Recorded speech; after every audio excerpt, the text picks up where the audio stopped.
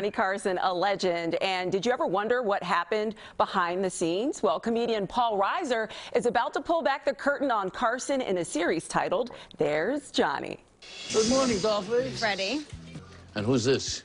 New courtship? No. This is, he's just helping out for the day. Oh, wonderful, wonderful. Okay. Well, in any case, your father looked splendid. And I told him you were doing a bang-up job here, so let's not make a liar out of me now. Carry on. Fred DeCordova, executive producer. He smells really good. Oh, Marlboro's cologne and a steady flow of gin. Well, thank you so much for joining us today. It's so good to see you. And, well, let's talk about There's Johnny. So what was it like kind of pulling the curtain back on late night? You know, it was a really kind of a trip. It was a show that I had been working on for years and years. And we needed the collaboration of Carson's company. And once they came on board and gave us the green light, we dived into into the archives. And that was really a trip. That was, you know, seeing clips that I hadn't seen since I'm 15, but I remembered them so well. And that was really jolting, how before the world of where you could watch anything, anytime, when you did watch something, it stayed with you. And those were such impactful memories for me. You know, watching the Tonight Show when I was 15, 16, I was enamored. I was like, I didn't think that I'll be there someday, but I thought, that looks so cool. Yeah. Well, did he influence your career? Oh, for sure. I think he influenced everybody's career. Anybody who did stand-up, Johnny was the guy. And getting on his show was the goal. I mean, I personally, I never saw anything beyond that. I thought, if I could get on the Tonight Show, you know, and there weren't 12 other shows. It was Johnny. And that particular period, 1972, which is where the show takes place, was a very pivotal moment in America. And it was a pivotal moment when Johnny Carson had just moved out to LA and sort of made that happen. You know, created the whole Burbank myth, the beautiful downtown Burbank.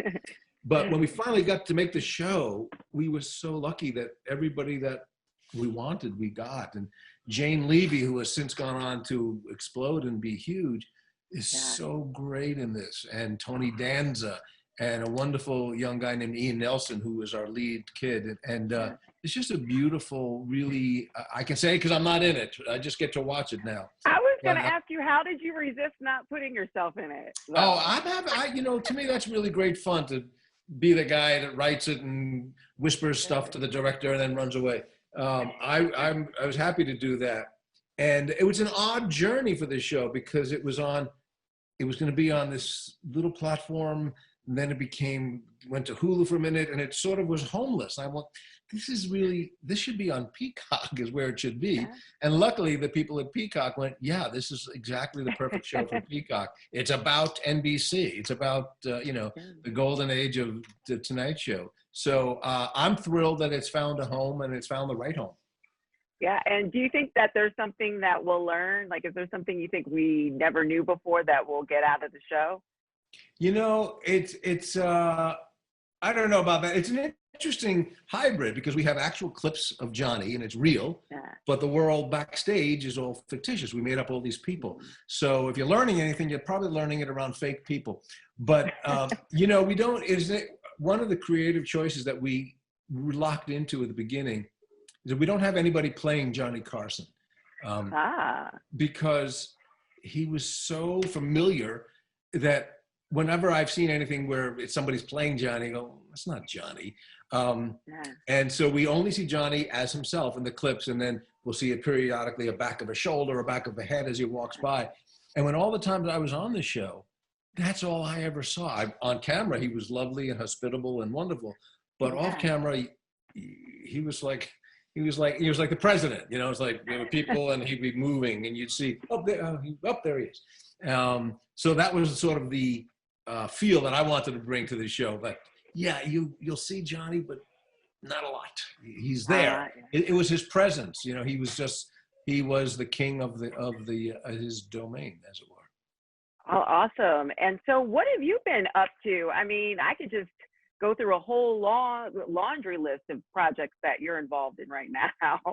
Go ahead, if that entertains Okay. you. Well, We've we've got all Stranger Things, Kaminsky Method. yeah, we've well, we've all been doing the same thing. It's one of the somehow reassuring things that every this past horrible 8 months that we've all been doing the same thing, trying to find our sanity and our center.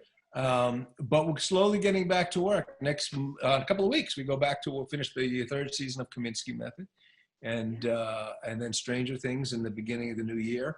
And oops, I'm not supposed to say that. Maybe it's a flashback. You don't know. I could be dead. You don't know. Well, thank you so much, and we look forward to it. That's why we love Peacock and the streaming services. It lets shows live. I know. Bye bye.